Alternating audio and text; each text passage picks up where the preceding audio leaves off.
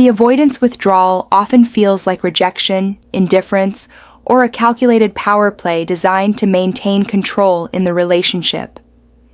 But beneath the surface of their emotional distance lies something far more primal and far less intentional: genuine fear. Not the rational, manageable kind of fear that can be talked through or reasoned with, but the visceral, nervous system level terror that bypasses conscious thought and triggers survival responses. The avoidant is scared, and the behaviors that seem most loving, most reasonable, most obviously appropriate in a healthy relationship are often the exact triggers activating their deepest fears.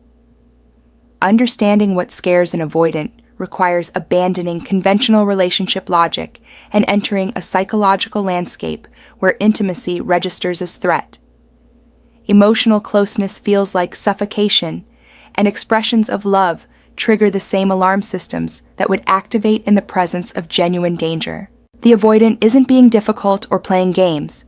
They're responding to fear that feels as real and as overwhelming as any physical threat, even when the source of that fear is something as innocent as genuine affection or emotional availability, when you love them consistently without needing them to earn it.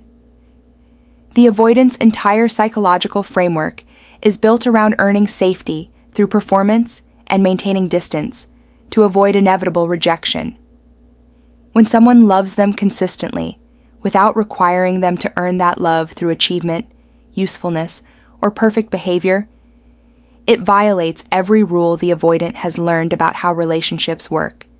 This unconditional positive regard triggers profound anxiety because they have no template for love that isn't contingent on performance. The fear intensifies because unconditional love requires the avoidant to confront their deepest wound.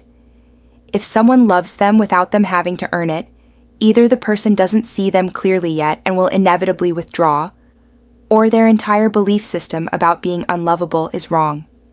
Both possibilities are terrifying. The avoidant responds by testing the love to find its breaking point. They withdraw, act difficult, reveal their worst qualities, all unconsciously designed to trigger the conditional nature they know must exist. When the love remains steady, the fear escalates rather than diminishing. Moreover, consistent love threatens the avoidant's sense of control. If they cannot earn love through achievement, they cannot prevent its loss through better performance. They become dependent on something they cannot control, and this dependence feels more dangerous than any potential loss.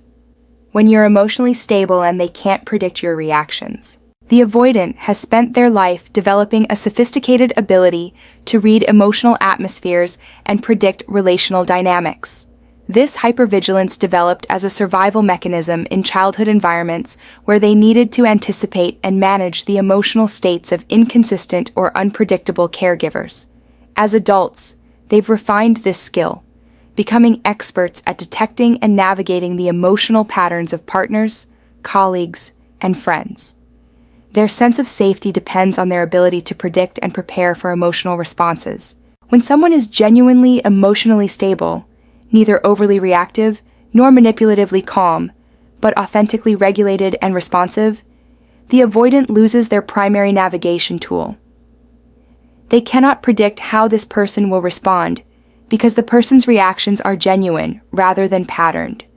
There's no anxious pursuit to leverage for distance, no emotional volatility to justify withdrawal, no dramatic reactions to point to as evidence that the relationship is too intense. This unpredictability paradoxically creates more anxiety than emotional chaos would. The fear stems from the avoidant's loss of control over the relational dynamics. With emotionally reactive partners, the avoidant knows exactly what to expect. Their withdrawal will trigger pursuit, their distance will create anxiety, their unavailability will generate attempts to win them back. But emotional stability disrupts this choreography entirely. The avoidant withdraws and their partner simply gives them space without drama. This stability feels threatening because it removes the avoidant's justification for their defensive patterns. They can no longer tell themselves they need distance because their partner is too emotional or too needy. They're confronted with someone who is asking for nothing unreasonable, reacting to nothing inappropriately, and presenting no obvious dysfunction to point to as the source of relationship difficulties. The unpredictability also extends to how an emotionally stable person handles the avoidant's withdrawal and distancing. The avoidant expects either anxious pursuit or hurt withdrawal, both of which they know how to manage, but genuine emotional stability might respond with something entirely different. Calm curiosity, maintained boundaries without anger, or simply continuing to live fully regardless of the avoidant's behavior. These responses don't fit the avoidant's script, and the uncertainty about what comes next triggers their nervous system's threat detection. Moreover, emotional stability in a partner reflects back to the avoidant the possibility of a different way of being in relationships. It challenges their belief that intense emotional reactions are inevitable in intimate connection, that conflict must be dramatic and overwhelming, that feelings are dangerous forces requiring constant management.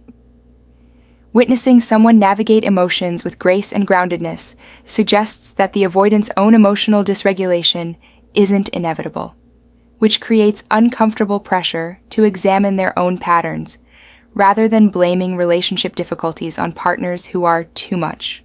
The avoidant also fears that emotional stability means the person doesn't care as deeply as previous partners did. They've come to associate intense emotional reactions with love and investment. When someone remains calm and centered, the avoidant worries. This means they're not important enough to trigger strong feelings. This fear coexists paradoxically with their desire for space. They want someone who cares intensely, but doesn't act on that caring in ways that feel suffocating. Emotional stability occupies an uncomfortable middle ground that the avoidant cannot easily categorize as safe or threatening. When you maintain your own life and don't make them your everything. The avoidant consciously claims to want a partner who is independent, who has their own life, who doesn't need them for happiness or fulfillment. They speak admiringly of people who maintain strong friendships, pursue meaningful careers, and find joy in solitary activities. But when they actually encounter a partner who embodies these qualities, their nervous system responds with unexpected terror rather than relief. This fear stems from a complex psychological paradox at the heart of avoidant attachment. The avoidant needs to feel important enough to matter while simultaneously needing to not feel responsible for someone else's emotional well-being. A partner who maintains their own full life threatens the first need while satisfying the second. When the avoidant withdraws and their partner simply redirects energy into their own pursuits without apparent distress, the avoidant experiences a destabilizing loss of significance. This triggers the avoidant's core abandonment wounds in unexpected ways. They've told themselves they want independence in a partner, but what they unconsciously need is to know they could be depended on if they chose to be available. A truly independent partner removes even this theoretical significance. The avoidant discovers they're optional rather than essential. The fear intensifies when the avoidant realizes they cannot control this person through their presence or absence. With partners who make them their everything, the avoidant has tremendous power. But with someone who has a genuinely full life, the avoidant's behavior matters less. Their withdrawal creates space rather than devastation. This loss of impact feels like a loss of connection. Moreover, a partner with their own life cannot be fully known or controlled, which triggers the avoidant's need for predictability and safety. When someone has rich friendships, meaningful work, and independent interests, they have entire dimensions of experience the avoidant doesn't witness or influence. This creates uncertainty about what the partner is thinking, feeling, and choosing when the avoidant isn't present. The avoidant fears being surprised, being left, being revealed as less important than they hoped, all without warning signs they could detect and prepare for. This dynamic also challenges the avoidant's narrative about why their relationships fail. They've convinced themselves that their partners are too dependent, too needy, too focused on the relationship to have their own lives. This belief protects them from examining their own emotional unavailability as the core issue. But when a partner demonstrates complete independence and relationship difficulties still arise, the avoidant must confront that their own fear of intimacy not their partner's excessive need, is the source of dysfunction. The avoidant experiences another layer of fear in recognizing that a partner with their own life could leave at any time without significant disruption to their well-being. This person isn't staying out of desperate need or lack of options. They're staying by choice. And that choice could be unmade with far less pain than the avoidant is comfortable considering. The avoidant becomes paradoxically more anxious about abandonment when with someone who clearly doesn't need them than when with someone whose entire emotional life revolves around them. The independence they claim to want becomes the source of insecurity they cannot manage. When you see their vulnerability and don't look away or try to fix it, the avoidant has developed elaborate strategies to keep their vulnerability hidden, not just from others, but from themselves. Their wounds, fears, insecurities, and emotional needs are locked away behind walls they've spent decades constructing and reinforcing. When these defenses occasionally crack and vulnerability becomes visible, the avoidant expects one of two responses. Either the other person will be repelled and withdraw, or they'll rush in to fix, heal, or rescue. Both responses allow the avoidant to quickly rebuild their walls. But when someone witnesses the avoidant's vulnerability and simply holds space for it, neither fleeing nor fixing, just seeing and accepting, it triggers profound terror. This response leaves the avoidant completely exposed without the familiar options for reestablishing safety. They cannot tell themselves the person didn't really see their vulnerability, because the person clearly did.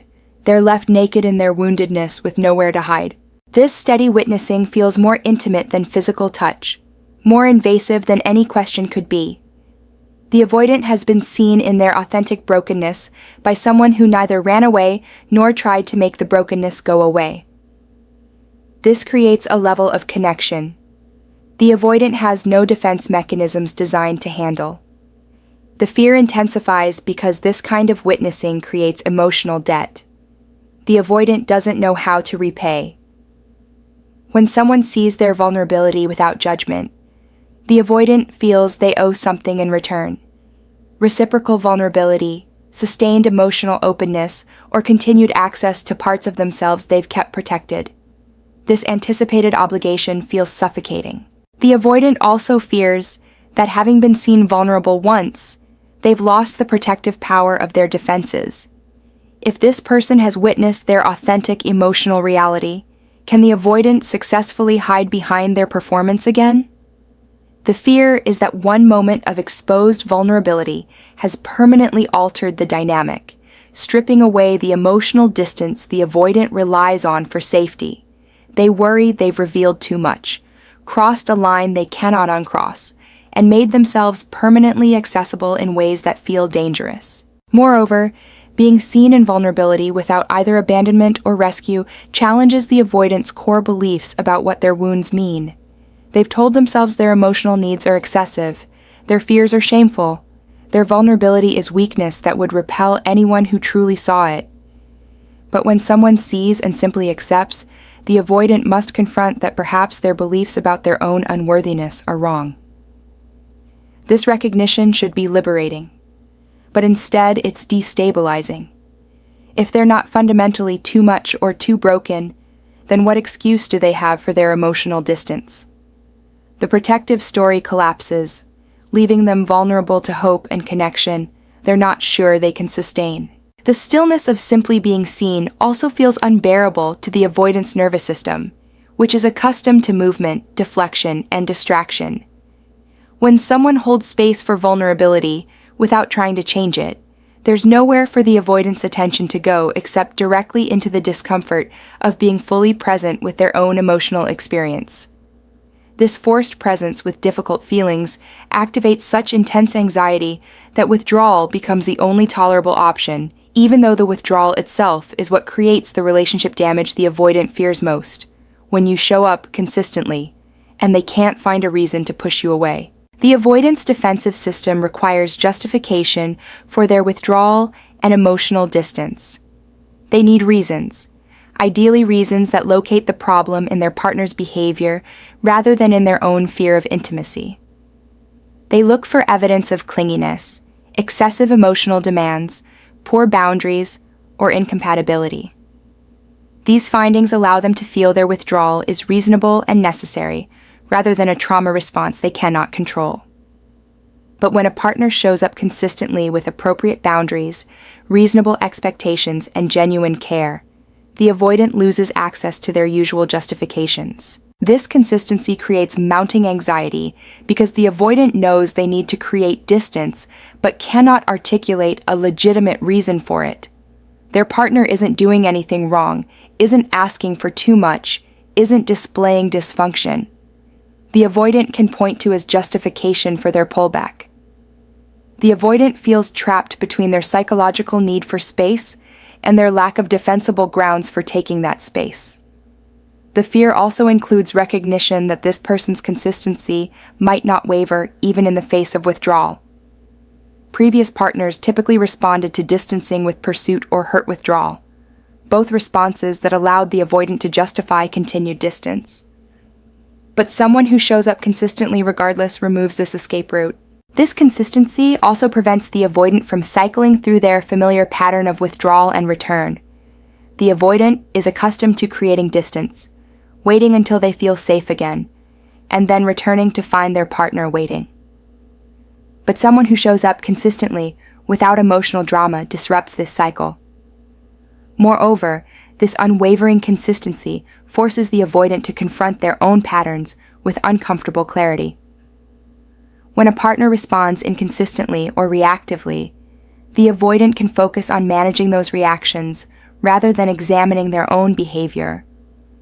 But consistency creates a mirror, reflecting the avoidant's withdrawal, distance, and emotional unavailability, without the distraction of the partner's dramatic responses.